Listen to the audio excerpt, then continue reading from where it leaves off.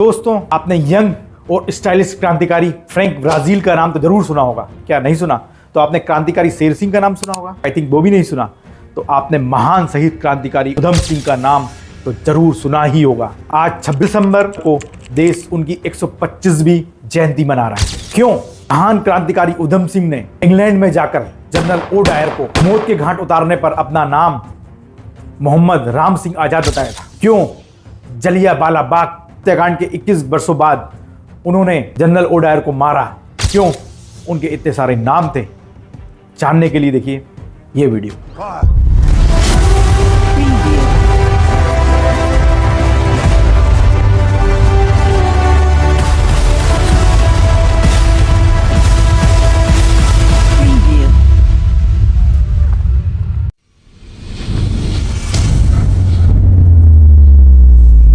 जलियांवाला बाग हत्याकांड के नरसंहार को कौन नहीं जानता, जिसने केवल भारत ही नहीं पूरे दुनिया के दिल को दहला दिया था। 13 अप्रैल 1919 की वह घटना बैसाखी का दिन था। लोग अमृतसर गोल्डन टेम्पल का दर्शन कर बैसाखी मनाने के लिए जलियांवाला बाग में एकत्र हो रहे थे और वहां पर अंग्रेज शासन के रोलेट एक्ट के खिलाफ एक शांति सभा का आयोजन किया गया था। इसी बीच अंग्रेज शासन आम सभाओं को प्रतिबंधित करता है और जनरल डायर अपनी एक सैन्य टुकड़ी को लेकर जलियांवाला बाग पहुंचता है। जलियांवाला बाग में उस समय करीब 15 से 20 हज़ार लोग उपस्थित रहते हैं। वो जलियांवाला बाग के एकमात्र एंट्रेंस गेट को सैनिकों की टुकड़ी से कवर करता है और एक आवाज़ आती है, बिना कोई चेतावनी दिए एक आवाज़ आती है, फायर। अंग्रेज सैनिक 15 मिनट की फायरिंग में 1650 राउंड फायर करते हैं। भीड़ तितर बितर हो जाती है, किसी को सर पे किसी को छाती पे गोली लगती है। जब अंग्रेज सरकार सैनिकों की गोली खत्म हो जाती है तो फायर रुक जाता है। वहाँ पर तबाही का जो मंजर देखने को मिलता है, लोग अपनी जान बचाने के लिए वहाँ पर पास में एक कुआं होता है जलियांवाला बाग में, उसमें कूदते हैं। बाद में बताया था कि कुएं से 127 बच्चों, महिलाओं और लोगों की, बुजुर्गों की लाश निकाली गई।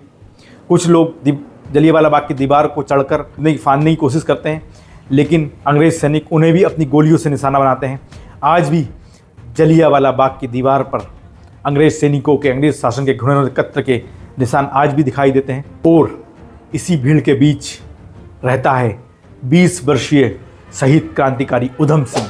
उधम सिंह रात भर घायलों को पानी पिलाने का और जो मृतकों को बाहर ले जाने का और घायलों को अस्पताल ले जाने का काम करते हैं। और जब वो वापस सुबह जलियांवाला बाग में आते हैं तो देखते हैं कि जलियांवाला बाग की मिट्टी पूरी खून से लाल हो चुकी है, सनी हुई है। और वो उस मिट्टी को हाथ में उठाकर एक भीष्म प्रतिज्ञा लेते हैं कि इस जलियांवाला बाग हत्याकांड के आरोपियों को मैं जरूर मौत के घाट उतारूंगा।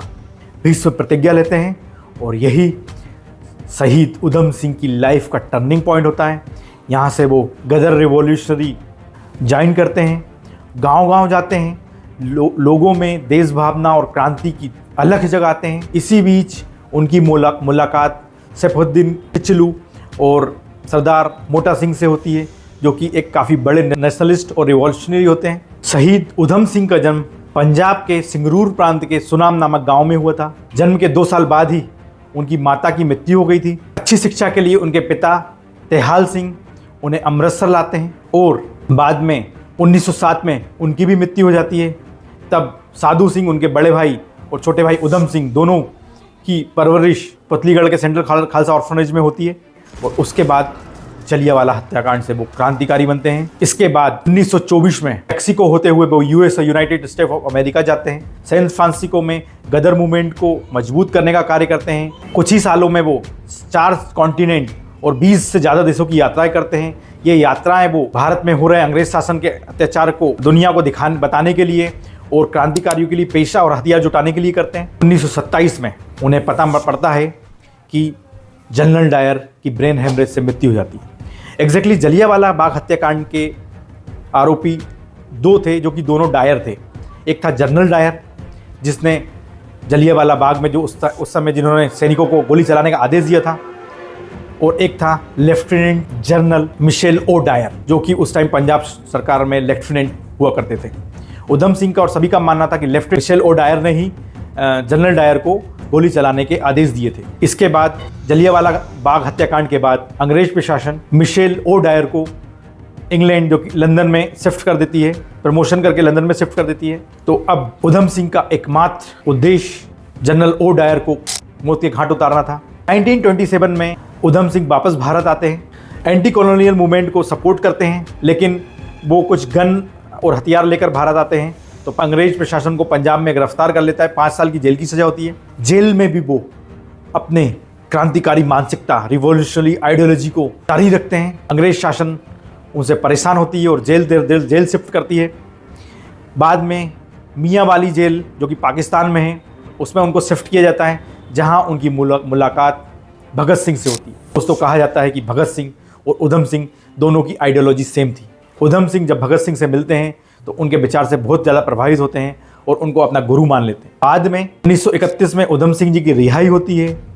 रिहाई के तुरंत बाद वो इंग्लैंड जाते हैं और वहाँ पर माइग्रेंट लेबर की तरह काम करते हैं। कभी कारपेंटर का काम करते हैं, कभी होटल में वेटर का काम करते हैं और धन जुटाकर एक घर को किराए पर लेते हैं और साथ ही साथ 6 राउंड वाली पिस्टल, जिससे 6 के 6 राउंड एक बार में शूट किए जाए, ऐसी पिस्टल खरीदते हैं और इंतज़ार करते हैं।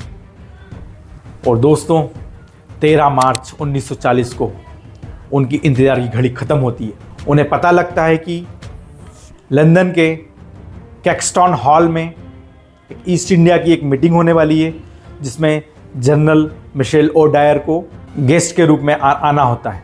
बस यहीं से वो एक मोटी बुक लेते हैं और उसके पेजों को कुछ इस टाइप से गन के शेप में काटते हैं और उसमें गन छिपाते हैं। और वो उस टाइम अपना नाम फ्रैंक ब्राज़ील, बड़े ही स्टाइलिश लगते हैं। वो गोल्ड ब्लैक कलर का हेड लगाकर और ओवरकोट, ब्लैक कलर का ओवरकोट पहनकर वो वहाँ पर जाते हैं और बड़े ही काम एंड कूल अंदाज में, जब जनरल डायर स्टेज पे खड़ा होकर लोगों को भाषण दे रहा होता है, तो जाते हैं और 2 या 3 फायर उसको करते हैं और एक गोली उनके दिल के, जनरल मिशेल डायर के दिल के पार निकल जाती है और उसकी वहीं मौके पर ही मृत्यु हो जाती है। शहीद उधम सिंह जब श्योर हो जाते हैं कि उनका जीवन का लक्ष्य पूर्ण हो चुका है, तो वो भागने की कोशिश नहीं करते, क्योंकि भगत सिंह के विचारधारों से प्रभावित होते हैं। वो भागने की कोशिश नहीं करते हैं, वो वहाँ पर अपनी गिरफ्तारी देते हैं और ये घटना स्थल पर बिल्कुल सरेंडर करते हैं। जब इन्हें कोर्ट रूम में ले जाया जाता है और जज इनसे इनका नाम पूछता है, तो अपना नाम बताते हैं, मोहम्मद राम सिंह आज़ाद। इनकी भयंकर आइडियोलॉजी से अंग्रेज शासन परेशान था और ट्रायल पूरा कर जल्द से जल्द 4 जून को इनको फांसी की सज़ा पे हस्ताक्षर किया गया और 31 जुलाई 1940 को इनको पेंटावन जेल में फांसी दी जाती है। दोस्तों, उधम सिंह और भगत सिंह ये व्यक्ति नहीं थे, इनकी मानसिकता, इनकी आइडियोलॉजी में ही क्रांति थी और इनकी आइडियोलॉजी ने भारत देश के सारे युवा के खून में उबाल ले आए थे, जुनून ला गया था। ऐसे क्रांतिकारियों को आज 26 दिसंबर को उनकी जयंती पर हमें याद करना चाहिए। मैं उमेश पटेल ऐसे क्रांतिकारी को सैल्यूट करता हूँ। बाद में आज़ादी के बाद 1974 में उनका एक स्टैचू जलियांवाला बाग में लगाया जाता है। 1974 में भारत सरकार उनके मोर्टल रिमेन्स को, अवशेष को वापस ससम्मान भारत लाया जाता है और उनके गांव में उनका क्रिमेशन किया जाता है। बताया जाता है कि उनकी पवित्र राख को 7 कलशों में रखा जाता है और सभी धर्म, जैसे कि हरिद्वार में गंगा में उनकी राख को प्रवाहित किया जाता है, सतलुज नदी में गुरु ग्रंथ साहिब के अकॉर्डिंगली उनका अंतिम संस्कार किया जाता है। मुस्लिम धर्म के अनुसार भी उनका अंतिम संस्कार किया जाता है। इसी तरह सर्व धर्म के साथ उनका अंतिम संस्कार होता है।